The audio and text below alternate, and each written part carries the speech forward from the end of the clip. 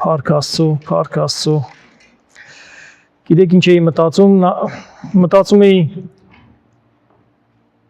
10-րդը տալը միայն գումարով չի։ Ժամանակով է։ Տեր ասեց 6 օրը ձեզ, 1 օրը ինձ։ Էդ էլ իրան չէ, այլ ձեզ, մեր հանգստանալու համար։ Մենք պետք է ժամանակ գտնենք, սիրելիներս, մենք պետք է ժամանակ գտնենք Տիրոջ տունը գալու համար, Տիրոջ տանը ներկա լինելու համար, որտեղ Տիրոջ պատվիրանն է դա, իրար հետ հավաքվելը մի թողեք։ Որպեսզի մեզանից շատերը ժամանակ չեն տրամադրում խոսքը կարդալուն, ինքնուրույն կարդալուն։ Պարզապես ժամանակ չեն տրամադրում, պարզապես, չգիտեմ, այլ պատճառներ էլ կան երևի։ Մարդ կա ինքը կարդալ չի սիրում, լսել է սիրում։ Բայց որտեղ լսես, եթե խոսքը պիտի ինչ-որ միտեղ քարոզվի, խոսքը քարոզվում է Տիրոջ տան մեջ։ Եվ ես ցավում եմ, որ շատ մարդիկ տեղի տալով հոգնածությանը, տեղի տալով այլ եւ այլ բաների չեն կարողանում, հասկանում եմ, բայց մի կողմից էլ չեմ հասկանում։ Ինչևից է։ Եթե ես հիմի ասեմ, ով գիտի Իսրայելի թագավորների անուն, երևի բոլորդ կհիշեք միանգամից Դավիթ թագավորին, ելում կհիշեք, Սավուղին կհիշեք, ելում, երևի Եզեկիային, Ռոբովամին, Հերոբովամին, Ռոբովամն ու Հերոբովանը իհարկե շատ կարևոր անձնավորություններ էին, որովհետև Ռոբովամի եւ Հերոբովամի ժամանակ Իսրայելը բաժանվեց երկու մասի, երկու թագավորության։ Սավուղի եւ Դավիթի օրոք Իսրայելի թագավորությունը միախմբված թագավորություն էր, 12 ցեղերը, 1 թագավոր, բայց եկա մի ժամանակ, որտեղ Տերը ասել էր, եթե իմ կանոններով եւ պատվերներով չշարժվեք, նախ Սողոմոնին ասեց, որտեղ Սողոմոնը իր կյանքի վերջին տարիներում հեռացավ Տիրոջ ճանապարհներից, եւ Տերը ասեց, թագավորությունը վերցնելու եմ ձեռքից հետ, բայց քանի որ Տերը խոստում էր տվել, որ պետքա մեր Տեր եւ Հիսուս Փրկիչը գա Հուդայի ցեղից, գա Դավիթի ցեղից, ինքը չէր կարող մի ցեղ կամ մի ճյուղ չթողնել, որպեսզի իր խոստումը կատարի։ Եվ ամբողջ պատմության ընթացքում տեսնում ենք, որ միշտ թագավորները կամ ժողովուրդը միշտ զանց են առնում Տիրոջ կանոնները, միշտ չեն հետևում Տիրոջ խրատներին, եւ Տերը չարաչար պատուհասներով, պատիժներով, իհարկե բազմիցս համբերելով, զգուշացնելով միշտ պատժում է Իսրայել ժողովրդին, թագավորներին, իրանց արարքների համար։ Եվ դրանից ավելի շատ ժողովուրդն էլ ատուժում։ Ես միշտ մտածել եմ, լավ, ասել եմ Տեր, բայց ինչ կապ ունի, եթե թագավորը ինքը թագավորն է որոշում, որ բարձրավանդակներում զոհեր մատուցեն, որ քեզ պաշտելու փոխարեն ուրիշ աստվածների հետևից գնան, բայց ժողովուրդը ինչ մեղք ունի։ Ինչ ես դու ժողովրդին պատժում։ Միշտ այդ հարցը տվել եմ ինձ։ Եվ եկել եմ հետևյալ եզրահանգմանը, որ այսպիսի մի ասացված կա, ասում է հզոր ժողովրդին, երբ որ թույլ առաջնորդ է լինում, այդ հզոր ժողովուրդը թույլանում է։ Իսկ երբ որ թույլ ժողովուրդ է լինում, բայց հզոր առաջնորդ է լինում, այդ ժողովուրդը դառնում է իր առաջնորդի նման առյուծ։ Ասացվածքը ավելի մի քիչ կոպիտ է, ասում է, երբ որ ժողովուրդը ոչխար է, իսկ առաջնորդը առյուծ, ժողովուրդը դառնում է առյուծ, եւ ընդհակառակը, երբ որ ժողովուրդն է առյուծ, իսկ առաջնորդը ավանակ, այդ ժողովուրդը գնալով նմանվում է իր առաջնորդին։ Եվ ցավոք սրտի Հուդայի մենք խոսելու ենք Հուդայի թագավորների մասին, որտեղ Իսրայելի թագավորների այդ բաժանումը որ տեղի ունեցավ, ես ուզում եմ դուք պատկերացնեք, նախքան ես այս թագավորի մասին խոսելը, որտեղ այս թագավորը, որի մասին մենք պիտի խոսենք, ինքը մի հոգևոր անձնավորության տիպար է մեզ համար, որից մենք շատ բան ունենք սովորելու։ Աստծո մարդը, Աստծո օրենքներով եւ պատվերներով շարժող, բայց միևնույն ժամանակ սխալների մեջ ընկնող։ Եվ մենք տեսնելու ենք այդ սխալները, ուսումնասիրելու ենք այդ սխալները, որտեղ դա մեզ էլ է վերաբերվում։ Եվ մենք դրանցից մեր դասերն ենք քաղելու, որտեղ 5 տակարանը գրվեց մեր խրատի համար, մեր օգտի համար։ որպեսզի մենք կարդալով, իմանալով նույն սխալները թույլ չտանք։ Ուրեմն պատկերացրեք 12 ցեղը բաժանվում է ուրեմն 10 ցեղ առանձին եւ 2 ցեղ մայրաքաղաքը Հուդայի ցեղը եւ Մանասեի կես ցեղը եւ մայրաքաղաքը Երուսաղեմ։ Սա Հուդայի ցեղ, որ ասում ենք, ստեղից գալու է մեր Փրկիչը Տեր Հիսուս Քրիստոսը։ Իսկ 10 ցեղը, Իսրայելի մյուս 10 ցեղը, որ բաժանվեց Ռոբովամի պատճառով, Ռոբովամը Սողոմոն թագավորի տղան էր։ Սողոմոն թագավորի մահից հետո ժողովուրդը եկավ Ռոբովամին, ասեցին, գիտես, հայրը շատ էր մեզ վրա հարկեր ու ճնշումներ գործածում, դու արի մի քիչ թուլացրու կապերը, որ մենք քեզ լսենք, որ թագավորությունը չբաժանվի։ Ռոբովամը չլսեց, լսեց երիտասարդ խորհրդականների փոխանակ լսեր իր տարեց խորհուրդ տվողներին եւ ասում է չլսեց եւ ժողովուրդը բաժանվեց, 10 ցեղը առանձնացան։ Երբ որ հետագայում Աստվածաշունչը կարդում եք եւ հանդիպում եք Սամարիա բառին, իմացեք, որ այդ Սամարիան, այդ 10 ցեղի, որ ասում ենք Իսրայելի թագավորություն, իր մայրաքաղաքն էր Սամարիան։ Երբ որ ասում ենք Սամարացի կինը, երբ որ ասում ենք բարի Սամարացին, իմացեք, որ այդ ժողովուրդը Իսրայելի ժողովուրդն էր, բայց Տերը, քանի որ այդպես էլ այդ թագավորների մեջ մի հատ կարգին թագավոր չեղավ, որ Տիրոջը պաշտեր, 420 հատ թագավոր ունեցավ, մոտ 400-500 տարվա ընթացքում, բայց մի հատ թագավոր չեղավ, որպեսի սիրտը Տիրոջ հետ ընթանար։ Եվ Տերը լիովին Եվ Տերը լիովին իր աչքից գցեց այդ 10 ցեղը, բայց Տերը ինչպես միշտ իր մնացորդը հանեց, ամեն ցեղերից իր մնացորդը հանեց եւ ասում է Աստվածապաշտ մարդիկ եկան ու բնակվեցին Հուդայի տարածքում, բայց մնացած 10 ցեղին Աստված քշեց գերի Ասորեստան, մի դաժան թագավորության ձեռքը, եւ ասորիները բերեցին ուրիշ ազգեր բնակեցրեցին այդ թագավորության տեղը 10 ցեղերի, եւ սրանք Իսրայելի ժողովուրդը ամուսնացան, օտար խառնվեցին եւ այդպես հրեան իր մաքրությունը կորցրեց։ Դրա համար այն մյուս երկու ցեղը, որ ասում ենք Հուդան, իրանք արհամարանքով էին նայում իրենց եղբայրներին, հենց այդ դրա պատճառով, որովհետեւ սրանք արդեն խառնվել էին ուրիշ ազգերի հետ։ Իսկ այս 1.5 ցեղը իրանք ամուսնանալուց եւ իրար աղջիկ տղա տալուց միշտ իրար մեջ էին դա անում։ Եվ այսպես, ուրեմն ասեցինք, որ Աստված այդ Հուդայի ցեղը պահում էր, որպեսի Տեր Հիսուս Փրկիչը պետքա այդ Դավիթ թագավորի Հեսեի արմատից, Դավիթից ու Դավիթից եկող հաջորդական սերունդներից Հիսուսը պետքա գար, որտեղ այդպես էր մարգարեացած։ Եվ տեսնում եք, որ չարը քնած չէր, ամեն ձևի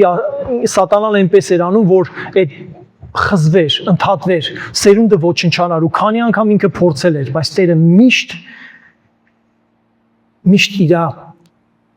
ծրագիրը ուներ։ Եվ մենք շատ հստակ տեսնելու ենք, դա խոսելու ենք եւ ուրեմն ինձ թվում է պետք է օրհնվենք, որտեվ շատ օրհնյալ ուրեմն պատմություններ ենք մենք ուսումնասիրելու այսօր։ Խոսքը վերաբերվում է ուրեմն Հովսափաթ թագավորին։ Լսել եք Հովսափաթ թագավորը։ Ուրեմն Հովսափաթ թագավորը ուրեմն կարդանք, գտնում է երկրորդ մնացորդած 17-րդ գլխից եմ կարդալու, ուրեմն երկրորդ մնացորդած 17-րդ գլխից եւ այսպես շարունակաբար անցնելու ենք ուրիշ գլուխներ, համեմատելու ենք ուրիշ թագավորների հետ, տեսնելու ենք որն էր նրա ուժեղ կողմերը, տեսնելու ենք նրա բացասական կողմերը եւ ես հավատացած եմ, որ շատ բան սովորելու ենք եւ Հովսափաթը մեր ուղեղներում մնալու է, որտեղ իմ նպատակն է, որպեսզի մենք բացի լավ քարոզներից, ոգևորիչ քարոզներից մի քիչ գիտություն ունենանք, որտեղ Տերը ասում է իմ ժողովուրդը գիտություն չունենալու պատճառով կորչում է։ Եթե մենք գիտություն չունենանք Աստծո խոսքի, թագավորների, մարգարեների, վախճանաբանության, Հիսուսը ով էր, ոնց եկավ, ինչի տենց եղավ, արդյոք Հիսուսը միայն 2000 տարի առաջ է ծնվել, մարմնացել, արդյոք 5 տակարանում ով էր, Եհովան էր, Հիսուսն էր, այդ ամեն ինչը մենք պետքա գոնե մակերեսայնորեն մենք պետք է իմանանք, որովհետև Աստվածաշունչը ասում է, որպեսզի ամեն ժամանակ մեզ հարցնողներին մեր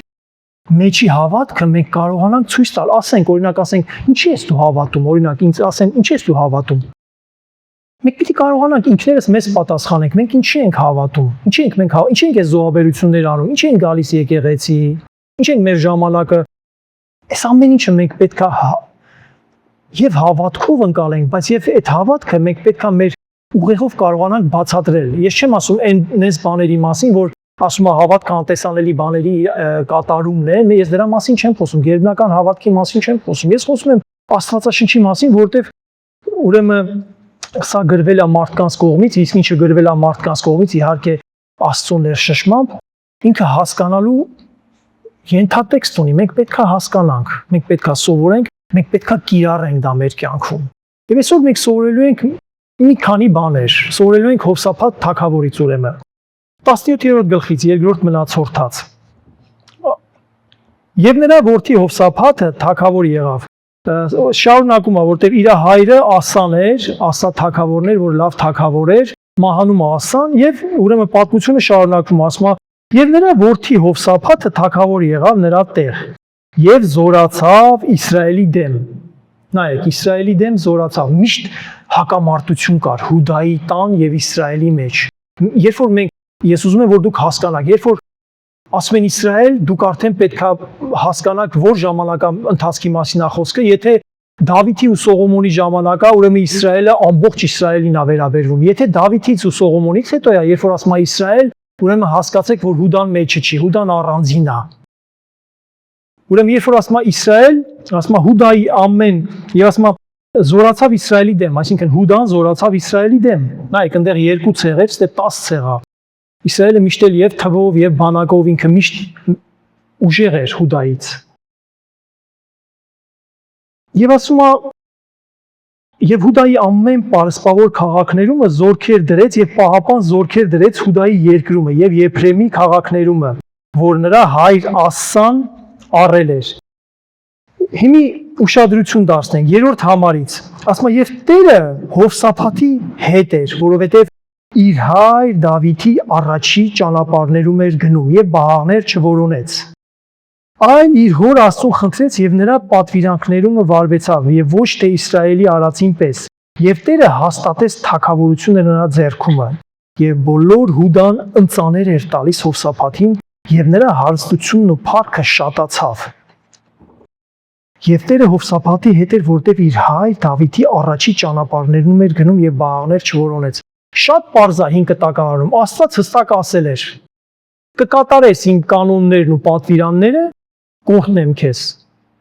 Չես կատարի, կանիծեմ քեզ։ Կհզորացնեմ ինչ որ մի ազգի, կգա քո երկրի վրա։ Ժողովուրդը տարբեր հիվանդություններ կունենան։ Եվ վերջի վերջո ասում եմ, որ երկրից ձեզ դուրս եմ քշելու։ Այո, երկիրը ես խոստումով տվել եմ ձեզ, Աբրահամին են տվել, Աբրահամինն է, սա անպայմանական խոստում է, Աստվածաշնչի մեջ կան պայմանական եւ անպայմանական խոստումներ։ Անպայման խոստումը նա էր, այսինքն որ ինչ էլ աներ Իսրայելը, Տերը չէր դրժելու իր խոստումը, որ Աբրահամի միջոցով պետքա սերունդ լիներ եւ այդ սերունդի միջոցով ամբողջ ազգերը պիտի օրհնվեին, որտեղ Հիսուս Քրիստոսը պիտի գար այդ սերնդի։ Եվ մենք այսօրվա դրա վկաներն ենք, որտեղ մենք օրհնվում ենք Հիսուս Քրիստոսի միջոցով։ Սա անպայմանական ուխտ է։ Պայմանականը սա էր, եթե ձեզ լավ պահեք, կապրեք երկրում, եթե լավ չպահեք, դուրս եմ հանելու։ Իսրայելը 2000 տարի պետականություն չուներ։ Մեր թվարկությունից հետո 70 թվականին, երբ որ Երուսաղեմը կործանվեց հռոմեական կայսրության կողմից, մինչև 1948 թիվը մեր այս դարաշրջանի Իսրայելը չուներ պետականություն եւ միայն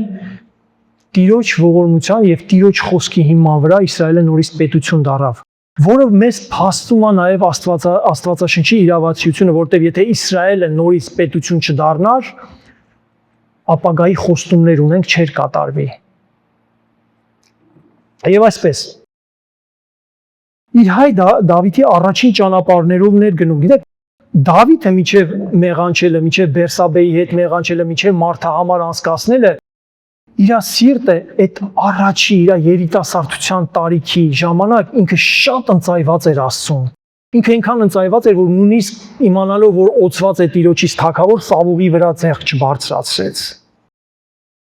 Ինչպես հայտնության գրքում Եփեսոսի եկեղեցուն ասում, Տերը ասում է. գիտեմ քո գործերը, գիտեմ քո հավատքը, գիտեմ քո ամեն ինչը, բայց ասում է քո առաջին սերը մոռացել ես, վերադարձի քո առաջին սիրուն։ Եվ ստեղ Հովսափատը նույն միտքն ենք տեսնում Դավիթի առաջի սիրու նման էր կամ Դավիթի առաջին գործերի նման։ Երբ որ մենք ամեն մեկս, երբ որ ստեղ տարիների հավատացյալ ենք, մենք շատ լավ կարող ենք մենք ինքներս ասել մենք ոնց էինք սկզբում եւ ոնց ենք հիմի։ Ամեն մի ապաշխարած մարդ կարող է ասի 10 տարի առաջ, 15, 20 տարի առաջ ինչ ավելի ջերմեռանդ էր։ Կիրակի չկար որ բաց չթողեր, ավետարանչություններ, ես իմ վրա եմ ասում 90-ական թվականներին ես երբ նոր էի ապաշխարել, այն ժամանակ մի հատ Հայաստանում եղավ մի հատ արթնության շրջան, այդպիսի շրջան չկար, որ մենք եկեղեցով չայցելեցինք։ Հարյուրներ ու հազարներ ապաշխարեցին այդ ժամանակ եւ հիմի որ Հայաստանում այդքան եկեղեցիներ կան, հենց դրա արդյունքն է, այդ արթնության արդյունքը ժողովուրդ ջան։ Եվ Տերը Եփեսոսի եկեղեցուն ասում է հենց այդ առաջին սիրուն վերադարձեք։ Ձեր այդ առաջին սիրուն, երբ որ դուք նոր ապաշխարել էիք, երբ որ ուզում էիք sense, չգիտեմ, Տիրոջ համար ամեն ինչ անեիք։ Եվ ասում է Հովսափատը հենց այդ Դավիթի այդ լավ ժամանակների, այդ ջահել ժամանակների, այդ լավ, երբ որ ինքը ամեն բան ուզում էր Տիրոջ համար անել, նման ձևի էր վարվում եւ նայեք ինչա տեղի ունենում է։ Ասում եւ ամբողջ Հուդան ընծաներ էր տալիս Հովսափաթին եւ նրա հարստությունն ու փառքը շատացավ։ Այստեղ գիտեք որ խոսքն է ինձ հիշեցնում։ Երբ որ Հիսուսը ասում էր նախ փնտրեք երկնքի արքայությունը եւ հետո ամեն բան կտրվի ձեզ։ Հովսափաթը հենց դառավ թագավոր, ինքը ընկավ Տիրոջ գործի հետևից, ինքը ինչ որ մնացել էր իր հայր Ասայից, որտեվ հայր Ասան ինքը հետևել էր այո Դավիթի ճանապարհներին, բայց ասում է բարձրավանդակներում այդ կռապաշտությունը ամբողջովին չէր վերացրել։ Հովսափաթի տարբերություն, այդ ամեն ինչը մաքրեց։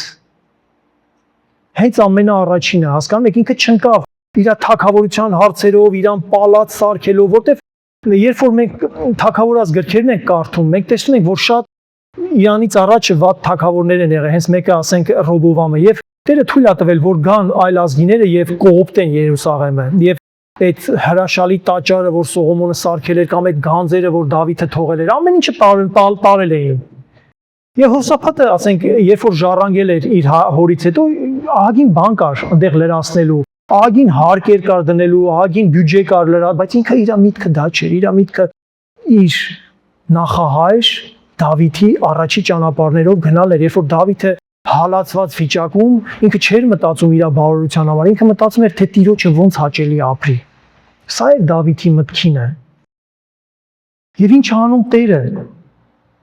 Եվ այդ ժամանակ հարստացնում է, Հուդան ասմանցաներ էր տալի։ Եվ ավելին 10-րդ համարը նայեք, 17-ի 10-րդ համարը նայեք։ Ասում է, եւ Տիրոջ վախը եղավ Հուդայի շրջակայքում եղող բոլոր երկիրների թագավորությունների վրա եւ Հովսափաթի հետ պատերազմ չարին։ Եվ փղշտացիներից էլ ընծաներ եւ հարկի փող էին բերում Հովսափաթի համար։ Արաբացիներն էլ էին բերում նրա համար հոտերից եւ թվարկում ինչքան էին բերում։ Այսինքն հերիք չի որ իր երկիրն էր սիրով ընծաներ տալիս։ Հələ մի հատ էլ թշնամիները, հասկանում ես, գրված չի որ ինքը պատերազմներ արել։ Տերը վախա դրե իր թշնամիների սրտում։ Ինչի? Առակաց 16:7 ասում է, երբ որ մարդու ճանապարհները Տիրոջ առաջին հաճո են, Աստված նույնիսկ իր թշնամիներին հաշտեցնում է իր հետ։ Մի հատ խորը մտածենք։ Ուզում ես թշնամի չունենաս։ Քո ճանապարհները թող Տիրոջը հաճելի լինեն։ Եվ քո թշնամիները քեզ կհարգեն։ Ես դա իմ սեփական փորձի վրա եմ տեսել։ Պարզապես այնքան խոսելու բան կան, ես չեմ ուզում իմ անձնական վկայությունը բերեմ, ես ուզում եմ սուր գրքից տեսնենք, թե Տերը ինչ հրաշքներ է անում եւ ասում է այս ամեն ինչից հետո նորից հետ են գալիս ուրեմն 6-րդ համարը 17-րդ գլխի ասում է եւ նրա սիրտը բարձրացավ Տիրոջ ճանապարհներում սիրտը բարձրացավ սիրտը հպարտացավ երբ որ կարդանք հունարեն բնագիրը ասում է սիրտը հպարտացավ մեր սիրտը ինչի հպարտությունը մենք գիտենք որ լավ բան չի բայց տեսնում եք որ կա լավ հպարտություն երբ որ քո սիրտը Տիրոջով է հպարտանում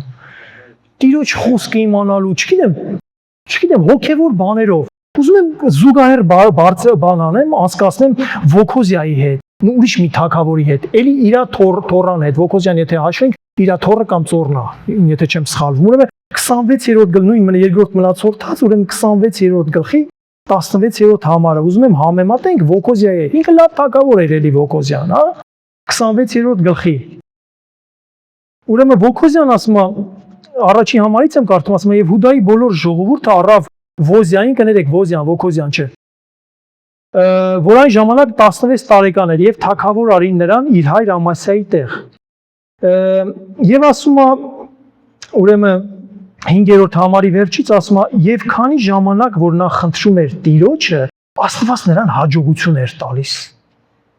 Ինչքան որ նա Տիրոջը դիմում էր, այնքան Տերը հաջողություն էր տալիս։ Այսինքն, ինչքան նա իր հարաբերությունները Տիրոջ հետ հարթ էին, Տիրոջ հետ հարաբերությունները դժվար չի հարթ պահելը։ Ես ձեզ հավաստի ասում եմ, նամանավանդ հիմի մեր նոր կտակարանյան քրիստոնյաներից, 5 կտակարանի քրիստոնյաներին ավելի շատ դժվար էր Տիրոջ օրենքներն ու կանոնները շատ բարդ էին ժողովուրդ ջան, եթե ես ձեզ իմից սկսեմ բացատրել, կհոգնեք դուք, կքնեք, կձանձրանաք, կհիասթափվեք նույնիսկ։ Բայց ժողովուրդը պահում էր ու Հիսուսը նույնիսկ հանդիմանում է փարիսեցիներին ու դպիրներին իր ժամանակվա, ասում է, այնքան ծանր բեռ եք դրել այս խեղ ժողովրդի վրա։ Աստված ընդամենը 10 պատվիրան տվեց եւ դրանից բխող մեկնաբանություններով, իսկ դուք 632, եթե չեմ սխալվում, օրենք ավելացրեցիք այս խեղ ժողովրդի վրա։ Ու հերիք չի ասում, դուք ինքներդ չեք պահում, բայց իրանց ստիպում եք անել։ Իսկ մեզ համար չգիտեմ ինչ ասեմ, Տիրոջ հետ հաշտ հարաբերություն ունելը ընդամենը հավատալ Տիրոջ արած գործին, հավատալ Հիսուս Քրիստոսին, որ կա մահից հետո դատաստան, կա դժոխք եւ դրախտ, եւ որպեսի դրախտ ընկնենք կամ դժոխք, որտեղ դժոխքը դա իրականություն է, մենք չենք պատկերացնում։ KGB-ի արխիվները կամաց գաղտնազերծվում են 76 թվականի արխիվների միջից, ուրեմն բան են հրապարակել, Սիբերիայում գնացել էին հանքափորները, փորում էին, որպեսի նավթ հանեին։ 76 թվականի պատմություն է, այդ բաները գաղտնազերծել են, ուրեմն եւ մեջն էլ ձայներից կար։ Ուրեմն այնքան են ծակել, որ այդ խորությունից ձայներ ա լսվել, ու այդ ձայները ձայնագրել են։ Ու այդ ձայնագրված ձայները ինտերնետում կան, երբ որ դուք լսում եք մարդկային ողբի ու աղաղակի ահավոր սարսափելի ձայներ, ու չէր կարա 76 թվականին բան լիներ, արհեստական բանականություն լիներ, սարքած լինեին կամ ինչ որ կա օրինական է։ Դժոխքը իրականություն է, սիրելիներս։ Աստվածաշունչը ասում է, այս կյանքը ապրում ենք եւ մահանում, այնուհետեւ դատաստան, ու կանգնելու ենք Տիրոջ առաջ։ Եթե հավատացել ենք, հավիտենականությունը Տիրոջ հետ ենք անցկացնել, եթե չենք հավատացել, հավիտենականությունը միլիարդավոր տարիներ դժոխքի կրակի մեջ մարմնով այսպես վառվելու ենք, զգալու ենք ամբողջ ցավերը, բայց չենք կարողանալու մեռնենք ու հավիտյան այդպես տանջվելու ենք։ Հիմի շատ սուտ եկեղեցիներ եւ մարգարեներ կան, որ ասում են, ոտերը գթառատա նման մարդկանց ինքը ջնջելու է, վերացնելու է, չի թողելու ապրի, տենց բան չկա։ Աստվածաշունչը տենց բան չի ասում։ Հավիտյան ասում է Սատանան ու իր արաշտակները եւ այն բոլոր մարդիկ, որ հավատացին Սատանային, գցվելու են կրակի լճի մեջ, դժոխքի հետ միասին։ Ուրեմն Ոզիայի մասին ենք խոսում, ասում եմ, եւ քանի ժամանակ որ նա խնդրում էր Տիրոջ, Աստված նրան հաջողություն էր տալիս։ Ուրեմն 26-րդ գլխի 15-րդ համարը վերջը։ Եվ ասեք նայեք ինչ ասում, ասում է եւ նրա համբարը Ոզիայի եւ նրա համբավը մինչեւ հերու տեղերը գնաց, որովհետեւ զարմանալի կերպով օգնություն գտավ։ Մինչեւ որ ուժողացավ, զարմանալի կերպով օգնություն գտավ Տիրոջից, զարմանալի կերպով։ Հրաշքով։ Այն ձևի որ ասում է իր համբավը տարածվեց, կուզեիք չէ որ մեր համբավը տարածվեր։ Ով չէր ուզի, ես կուզեի, որ իմ համբավը որպես Աստծո մարդ տարածվեր, որպես, չգիտեմ, Աստծո խոսքը լավ իմացող, որպես լավ քարոզիչ, որպես լավ հոգևոր, որպես մարդկանց դեպի Քրիստոս առաջնորդող, կուզենայի, որ իմ համբավը տարածվեր, բայց նայեք ինչ ասում։ 16-րդ համարը, բայց երբ որ զորացավ, այն ժամանակ սիրտը հպարտացավ մինչև չարություն գործելու եւ հանցանք գործեց իր Տեր Աստծո դեմ։ ի տարբերություն Հովսափաթի։ Հովսափաթը երբ որ մեծացավ, երբ որ զորացավ, իր սիրտը հպարտացավ Տիրոջ գործի մեջ։ Իսկ ստեղ տեսնում ենք, որ կա երկու ծայրահեղություն։ Եվ երկրորդը Ոզիայի տարբերակը մեր մոտ ցավոք սրտի ավելի շատ է պատահում, երբ որ մենք ինչ-ինչ բաներում հաջողում ենք, լինի գործի մեջ, լինի նույնիսկ հոգևոր ծառայությունների մեջ, մեր սիրտը, չգիտեմ ինչի հպարտանում է։ Բայց թող հպարտանա իրոք, թե մենք ինչքան գործ ենք արել Տիրոջ համար, թող դրանով հպարտանա, որտեղ մենք տեսնելու ենք, որ այդպիսի հպարտությունը իր արդյունքները բերում է։ Հենց Հովսափաթի հենց պարագայում։ Ուրեմն շարունակենք, նորից հետ գնանք 17-րդ գլուխը, ուրեմն տեսանք, որ Տերը ուրեմն Հովսափաթին շատ բարձրացրեց, իր թշնամիներից հանգստացրեց։ Ոչ մեկ չէր հարձակվում, բոլորը վախենում էին, բոլորը հարկ էին տալի Հովսափաթին։ Մինչև այն ժամանակը, երբ որ գիտեք, երբ որ հասնում ես ինչ-որ բանի, երբ որ Տերը օրհնում է, երբ որ հարստությունը կա, երբ որ խաղաղությունը կա, գալիս է մի ժամանակաշրջան, երբ որ թուլանում ես։ Եվ նույնը Հովսափաթի հետ կատարվեց։ Ուրեմն նայեք ինչա տեղի ունենում 18-րդ գլուխը։ Ասում է առաջին համարից, եւ Հովսափաթը խիստ շատ փառք եւ հարստություն ուներ։ Եվ խնամություն արեց Աքաբի հետ։ Ով էր Աքաբը գիտեք։ Աստվածաշնչի միջի ամենաչար ու վատ թագավորը, որի կինն էր Հեզաբելը։ Հեզաբելին գիտենք։ Աքաբը կարելի ասել հոգևոր էր, Հեզաբելը Հեթանոսից էլ վատը, որտեղ երբ որ հրեա հոգևորը ամուսնացավ կախարդ Հեզաբելի հետ, վերջինս 850 քրմերով Բահաղի եւ Աստարոթի եկավ Իսրայել։ Եվ Աքաբի սիրտը փոխեց։ Աքաբը այնպես չի, որ ինքը հզոր կայուն հիմքեր ուներ, հերիք չի, բայց այդ ամուսնությունն էլ ուրեմն Իսրայելը լրիվ վերջնականապես Տիրոջ աչքից գցեց։ Նայեք, այդ ամուսնությունը ուրեմն ինչ հետևանքներ ունեցավ Հովսափաթի վրա։ Նախ ինչա տեղի ունենում։ Այսինքն ոչ թե Հովսափաթն է ամուսնանում, այլ Հովսափաթի երեխան է ամուսնանում Աքաբի, ուրեմն Իսրայելի վատ թագավորի աղջկան ուզում են Հուդայի լավ թագավորի տղայի համար։ Հոգևորը կինը առնում անապաշխարին։ Ես այդպես եմ տեսնում, որովհետև Իսրայելը Հուդան ինձ համար Աստծո ժողովուրդ էր, մեր պարագայում հոգևոր։ Իսկ Հեզաբելը Հեթանոս Աստծուն, չաստծուն պաստող քրմի աղջիկ էր։ Եվ ինչա տեղի ունենում, ասում է, քանի որ խնամի էին դարել,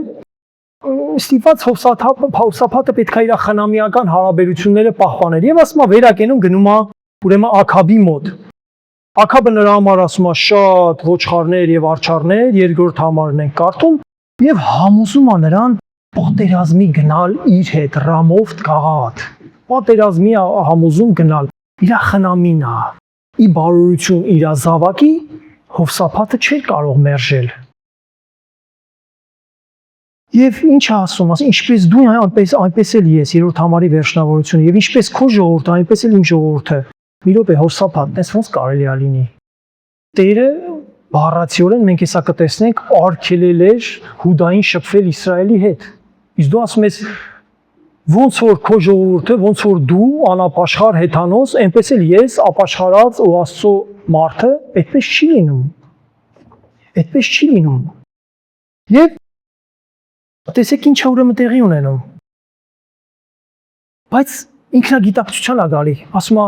բայց արի Տիրոջը հարցնենք, Հովսափաթն ասում Աքաբին, մինչև պատերազմի գնալը ստիպված է, գիտեք, ստիպված է համաձայնել, որ գնա պատերազմի, չէր ուզում գնալ պատերազմ, բայց խնամիական կապեր կային։ Իր տղան ամուսնացել էր Աքաբի աղջկա հետ։ Եվ գիտեք, այս աղջիկը ինչ պատուհաս է բերում, ուրեմն Իսրայելի գլխին 21-րդ գլուխը, երբ որ բացենք երկրորդ մնացորդած, ուրեմն խոսվում աստեղ Հովրամ թագավորի մասին։ Հովրամ թագավորը հենց Հովսափաթի մահից հետո ինքն է դառնում թագավոր, հենց նա էր ում աղջիկը կնության էին առել։ Եվ նայեք Հովրամի մասին ինչ ա գրված։ 6-րդ համարը 21-րդ համարի ասում է եւ գնաց Իսրայելի թագավորների ճանապարհով, այսինքն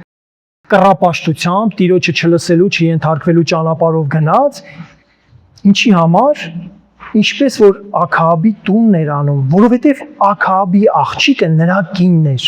եւ չարություն արեց Տիրոջ առաջին։ Հովսափաթի տղան, որ իր հորից պիտի տեսներ ու սովորեր հոգևոր լինելը, արեց այնպես, ինչպես իր կինն էր, որտեղ իր կինը Աքահաբի աղջիկն էր, Հեզաբելի դուստրը։ Եվ ամբողջ մի ժողովուրդ մեղքի մեջ գցեց։ Էլավելին 22-րդ համարը 3-րդ համարից ասում է Վոքոզյան 22 երկրորդ համարը Վոքոզյան 22 տարեկան էր, սա էլ արդեն բանի ուրեմն որդին է, Հովրամի որդին է, ուրեմն կամ Հովսափաթի թոռը։ Ասում է Վոքոզյան թագավորեց Երուսաղեմը եւ նրա մոր անունն էր Գոթողիա։ Ահա, ուրեմն Աքահաբի աղջիկը Գոթողիան։ Սա էլ գնաց Աքահաբի տան ճանապարհներով, որովհետեւ նրա մայրը նրան խրատում էր չարություն անելու։ Տեսակ մի հատ սխալ ամուսնությունը ինչի է հանգեցնում։ Մի ամբողջ գծի, թագավորական գծի փչանալու։ Եվ այս Գոթողիան ավելի սարսափելի բաներ անում։ 22-րդ համարի 10-րդ համարը ասում է Վոքոզիայի մայր Գոթողիան երբ որ տեսավ թե իր որդին մեռա, որտեղ Աստված իր որդուն ընդամենը մի տարի թողեց եւ թագավորի, որտեղ այնքան չար գտնվեց, որ հիվանդություն տվեց աղիքների եւ մահացավ, եւ ասում է այդ Վոքոզիայի մայրը Գոթողիան երբ որ տեսավ թե իր որդին մեռա, նայեք ինչ անում։ Վեր կացավ եւ փչացրեց Հուդայի տան բոլոր թագավորական սերունդը։ Ով էր սրա հետևում կանգնած Սատանան, որտեղ այս սերունդից պիտի գար Տեր Հիսուսը։ Եվ բոլորին ոչնչացրեց, իր թորներին, գիտեք, բոլոր թագավորական սերունդը, բայց նայեք Տիրոջ ծրագիրը, ասում է, բայց թագավորի աղջիկը Հոսաբեն առավ Վոքոզիայի որդի Հովասին,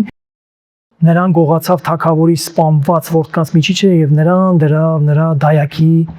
մի խոսքով փրկեց, որտեղ Տերը խոստացել էր, որտեղ պետքա Դավիթից մի ճյուղ մնար։ Սատանան իշքան էլ փորձեր, բայց մեր դասը, երկրային արարածներից դասը, այս ամեն ինչից խրատ քաղելն է։ Վերադառնանք Հովսափաթին ուրեմն։ Հովսափաթը ուրեմն խնամիանում է Աքահաբի հետ, այդ չար թագավորի հետ։ Այնքան չար էր Աքահաբը, որ ու իր կինը, երբ որ Աքահաբը ուզում էր ինչ-որ մի հատ մեկի ունեցվածքին տիրանար, իր կինը ինչ էր անում, սուտ մեղադրանքներ առաջարկեց Իսրայելի իշխաններից մեկին, որպեսզի իր ագարակը գողանան պարզապես։ Քարկոծեցին, սպանեցին եւ թագավորը եկավ տիրացավ այդ ագարակին։ Ուզում եմ ասեմ, անարխիա էր տիրում Իսրայելում այդ ժամանակ։ Եվ Հովսափաթը, որ այդքան օրտնված, այդքան բարեպաշտ թագավոր էր, խնամիությունը անում նման մարդու հետ։ Եվ ինչա տեղի ունենում, ասում արի գնանք պատերազմի։ Սա էլ ստիպված ասում է լավ։ Ինչ անեմ, ճարս ինչ, բայց ասում արի էլի հարցնենք Տիրոջ կամքը։ Ու փորձում են Տիրոջ կամքը հարցնել։ Ինչ անում, ուրեմն Աքազը ուրեմն կանչում է, ուրեմն 18-րդ գլխից են կարդում, ասում է եւ Իսրայելի թագավորը ժողովեց 4-5-րդ համարից, ասում է Իսրայելի թագավորը ժողովեց մարգարեներին 400 հոգի եւ նրանց ասեց գնանք կռվի Ռամոթ գաղաթ, պատերազմի գնանք։ Ասում է եւ նրանք բոլորը ասեցին գնանք 400-ն էլ մի բերան ասում են գնանք։ Բայց Հովսափաթը Տիրոջ հոգին կար էլի մեջ, ասում է ուրիշ մարգարե ստեղ չկա։ Աքահաբը ասում է մեկը կա, բայց միշտ ասում է իմ համար վատ բաներ է ասում։ Գիտեք, եկեղեցում էլ է տենց։ Կան մարդիկ, որ միշտ լավ բաներ են ասում, ու կան մեկը, որ միշտ ծանր բաներ է ասում, վախենալու բաներ։ Բոլորը ասում են, չէ, մենք ուզում ենք լավ բաներ լսենք, մեր ականջը շոյվի, սիրուց խոսա մեզ, Աստծո սիրուց խոսա, քաղցրությունից խոսա, դժոխքից խոսում ես ինչ անես, մեղքից խոսում ես ինչ անես։ Ամեն ինչ Աստվածաշնչին ինչ է գրված։ Ես կանգնած եմ ստե, որ ձեզ զգուշացնեմ։ Ինչ կլինի, եթե մենք այս չիմանանք կամ իմանալով այս բանը չանենք։ Եվ գալիս է մարգարեն, Միքիա մարգարեն։ Գալիս է Միքիա մարգարին, Հեմլայի որդի Միքիա մարգարեն։ Եվ Հովսափատը նրան հասնում ասում է, նայ, բացի ում որ ուղարկել էր Միքիային կանչել, ուրեմն ի՞նչ է տեղի ունենում։ Մեզ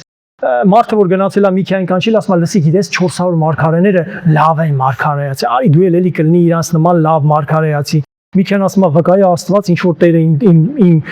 սրտին տնի, էն էլ խոսալու եմ։ Ինչ է ասում Միքիան ուրեմն 18-րդ համարի 18-րդը, 17-րդ գլխի 18-րդ համարը։ Ասում է, եւ նա ասեց, ուրեմն լսեցեք Տիրոջ խոսքը։ Ես տեսա Տիրոջը նստած իր աթոռի վրա եւ երկնքի բոլոր զորքերը կանգնած նրա աջ եւ նրա ձախ կողմը։ Եվ Տերն ասեց. «Ով կխաբի Իսրայելի Աքաբ թագավորին, որ գնա Ռամոթ Գաղադի վրա եւ կորչի»։ Եվ մեկն այսպես էր ասում եւ մյուսն այնպես էր ասում։ Եվ մի ոգի դուրս եկավ եւ կանգնեց Տիրոջ առաջին եւ ասեց. «Ես նրան կխաբեմ»։ Եվ Տերը նրան ասեց. «Ինչով»։ Նա էլ ասեց. «Ես դուրս կգնամ եւ նրա բոլոր մարգարեների բերանումը սուտ ոգի կլինեմ»։ Եվ Տերն ասեց. «Դու կխաբես եւ կարող ես գնա եւ այդպես արա»։ Եվ արդ Տերը սուտ ոգի է դրել քո այդ մարգարեների բերանումը, բայց Տերը քեզ համար չարիք է խոսել։ Սա Աստվածաշնչի ամենադժվար մեկնաբանվող համարներից մեկն է։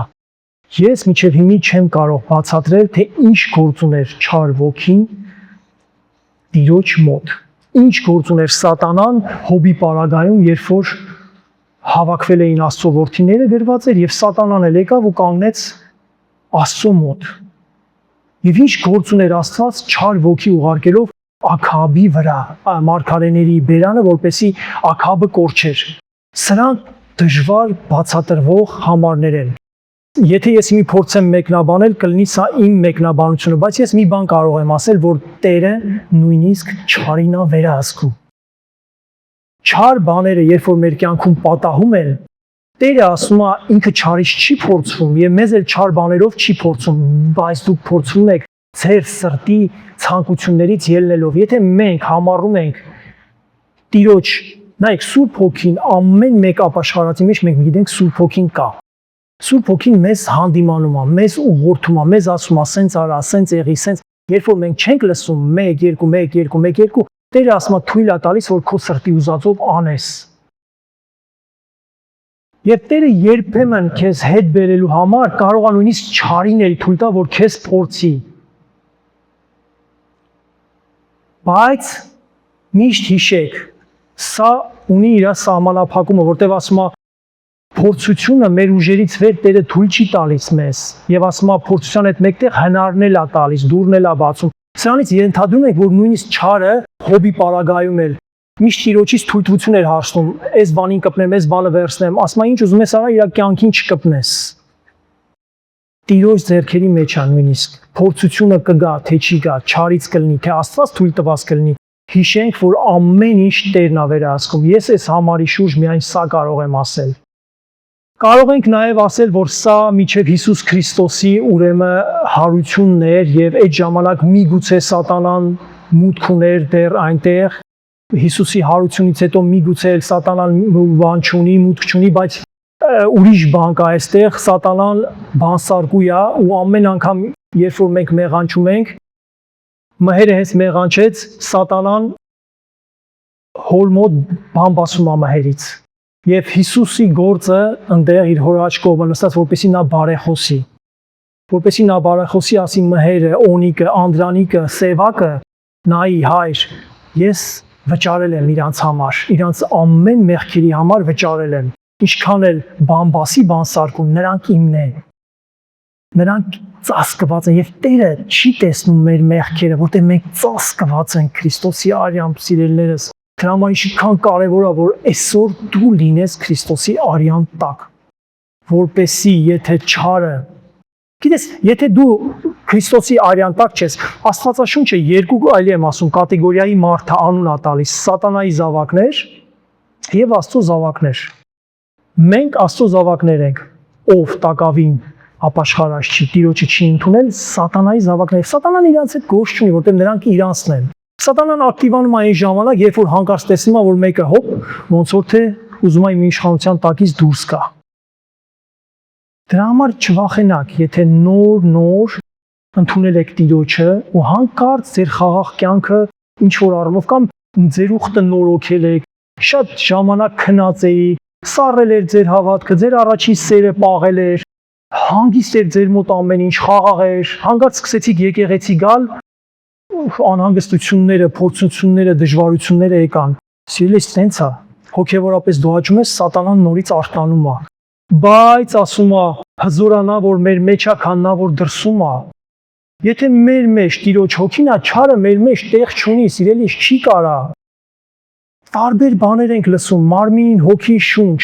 Ես էսպես եմ ընկալում ու հավատում, երբ որ Աստված մարդուն ստեղծեց, նայեք, երբ որ մենք մահանում ենք, մեր հոգին ու շունչն է վերև գնում։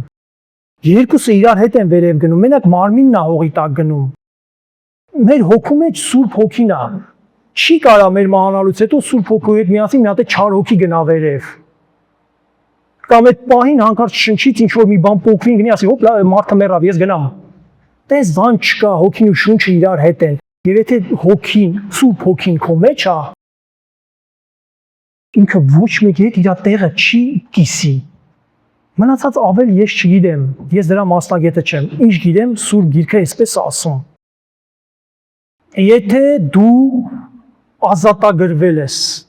խավարի իշխանությունից, որովհետև անապաշխար մարդը սատանայի տիրապետության տակ է եւ ինքը կարող է իր մեջ մի հատ չար հոգի լինի, չգիտեմ քանի հատ էլ լինի, բայց որ օրից դու եկար ու քո կյանքը տվեցիր Հիսուսին, Տերը մաքրում է քո մեջը ու իր հոգին բնակեցնում քո մեջ։ Մինչ այդ կարող է լինի հոգի, չար հոգի,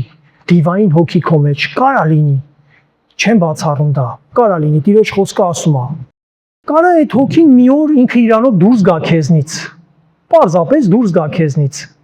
ու դու հանգստանաս, խաղաղվես, քո կյանքը նորմալացնես, բայց վայ քեզ, եթե դատարկությունդ սուրավորով չլցրեցիր, որտև ասում է գնաց այդ դևը ու հետ եկավ ու ավելի իրանից զորավոր 7 հոգի էլ բերեց, տարբեր խնդիրներ ու պրոբլեմներ, եթե այն ժամանակ մեկը ունեիր, իմի 7-ը տարան, լցրու քո մեջը Տիրոջ հոգով, լցվեք ամեն օր Սուրբ Հոգով, Սուրբ Գիրքը ասում է, սիրելիներս, լցվեք եւ հիմի նայեք, այս մեր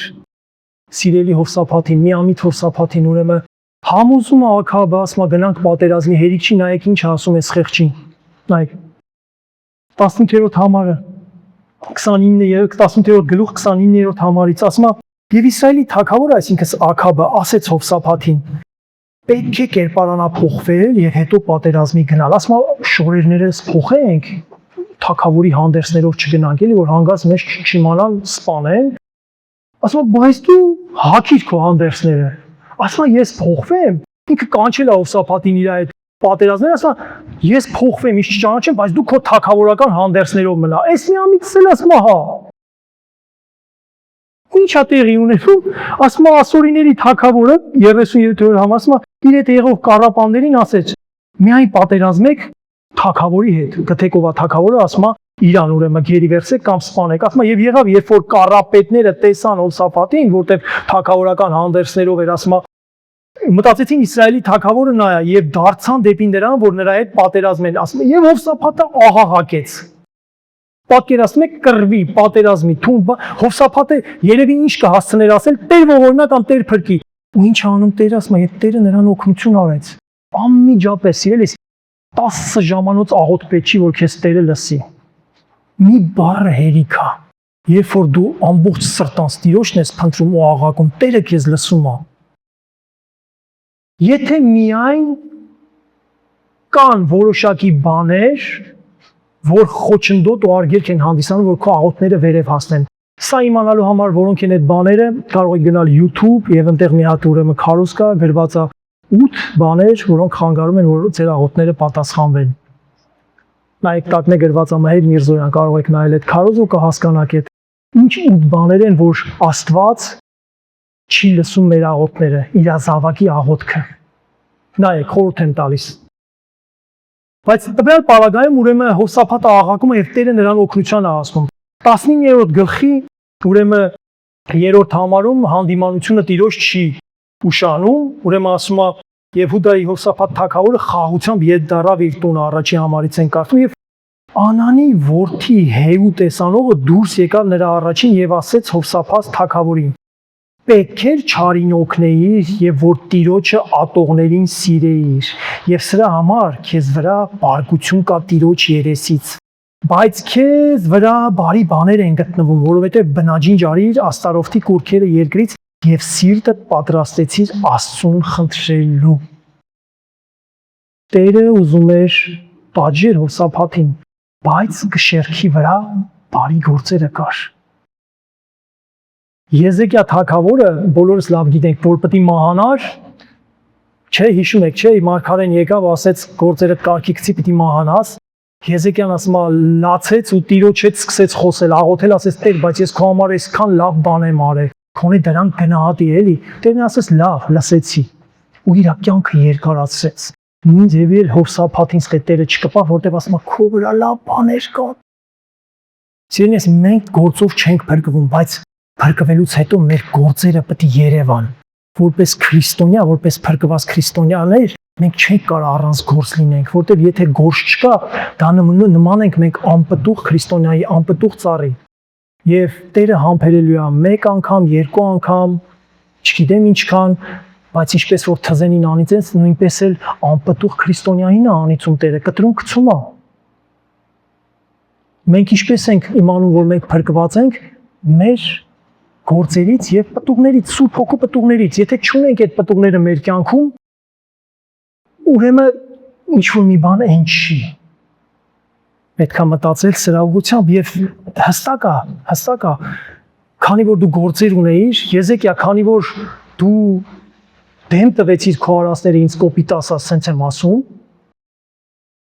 Սիրես Աստվածաշնչի մեջ մոտ 4800 հատ խոստում կա, ինչ որ մեկը նստել հաշվել է, ես չեմ հաշվել։ Ես պարզապես կարդացել եմ այդ մասին, ծննդոցից մինչև հայտնություն 4800 խոստում կա, Տերը որ խոստում ա տվել, ասենք,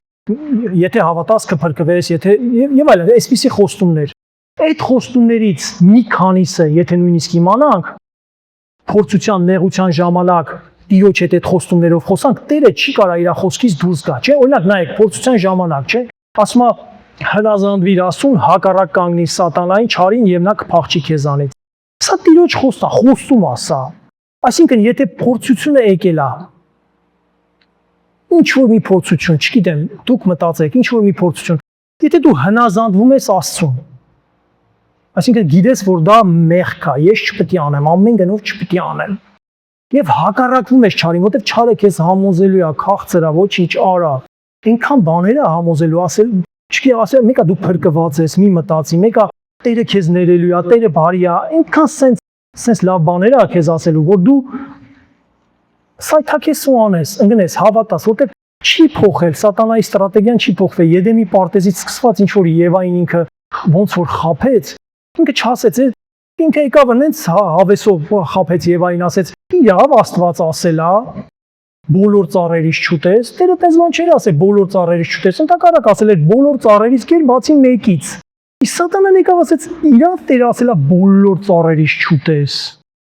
Միշտ սենց է սատանայի մոտեցումը, սենց է։ Սատանան պոզով պոչով չի։ Սատանան կգա ու միտքը կգցի քո մեջ։ Միտքդ հենց պարապ մնաց, միտքը կբերի։ Մարմինդ հենց պարապ մնաց, ցանկությունը կբերի։ Դրա համար միտքդ լրացրու, զբաղեցրու Աստծո խոսքով ժամանակը, նվիրիր Աստծուն։ Ավելորդ ժամանակ ձեզ չպետք է մնա, մեզ չպետք է մնա, ես իմ վրա եմ ասում։ Հենց մի քիչ ազատ ժամանակ ա մնում, հենց ուզում եմ հանգստանամ, հենց նույնիսկ այդ հանգստանալու պահերին ես զգում եմ, որ եկավ փորձությունը։ Տատունջ եկավ, բարկությունը եկավ, ուրիշ բաներ եկան, քշի, Տիրոջ տունը գնա, զանգի մի հատ հոգևորի հետ խոսա, աղոթ քարա, Սուրբ Գիրքը բացի կարդա, միտքը զբաղվեցրու, պարապ մի թող։ Սաղմոս առաջինի Երանելի է այն մարդը, որ ամբարիշտների խորհրդի մեջ չի գնում եւ մեղավորների ճանապարհի մեջ չի կանգնում եւ ծաղր անողների աթոռին չի նստում։ Եվ Տերը հանդիմանեց ուրեմն Հովսափաթին, պետք էր չարին օգնեիր, որ։ Եվ սրանից հետո Հովսափաթը հասկանում է, ապաշխարում է, արթնություն է գալիս, եւ ուրեմն հասնում ենք ուրեմն 20-րդ գլխի վերջը, 35-րդ համար ասում է, այս ամեն ինչից հետո, որ գնաց Աքաբին, այսինքն չար թագավորին օգնեց, Տերը հանդիմանեց, ինքը հասկացավ, ապաշխարեց, ուրեմն նայեք ինչ ասում 35-րդ համարը, եւ սրանից հետո ընկերացավ Հուդայի Հովսափաթ թագավորը Իսրայելի Վոքոզիա թագավորի հետ, Աքաբի հաջորդի հետ։ Եվ այս Վոքոզյան չարություն էր գործում գրված է, եւ նրա հետ ընկերացավ, որ նավեր շինեն Թարսիս գնալու։ Եվ Տերը ինչ անում, չի թողում, ասում է, որտեվ դու Վոքոզիայի հետ ընկերացար, Տերը քանդել է քո գործը, եւ նավերը կոտրատվեցան եւ չկարողացան Թարսիս նույն սխալը։ Ինչքան է մեզ պատահում, չէ՞։ Տերը մեզ հանդիմանում է, խրատում է, թվում է, թե մենք հասկացել ենք, ապաշխարել ենք, բայց նորից ու նորից նույն սխալը կրկնում ենք։ Նույն էս Հովսափաթը, անտիր թագավոր, իր հայր Դավիթի ճանապարհներով գնաց։ Տերը առատապես օրհնեց իրան, բայց գիտեք, ինքը աղավնիների նման միամի տեղներն էր մենակ սովորել, բայց օձերի պես այդպես էլ խորամանկ չեղավ։ Մենք պետք է այո միամիտ լինենք, բայց օձերի պես խորագետ լինենք։ Օձերի պես չար չլինենք, բայց խորագետ լինենք։ Որտեվ ասում է, օձը բոլոր կենդանիներից գրված է խելացի էր։ Եվ դրա համար երևի Սատանան հենց օձի միջոցով արեց այն, ինչ որ պիտի աներ։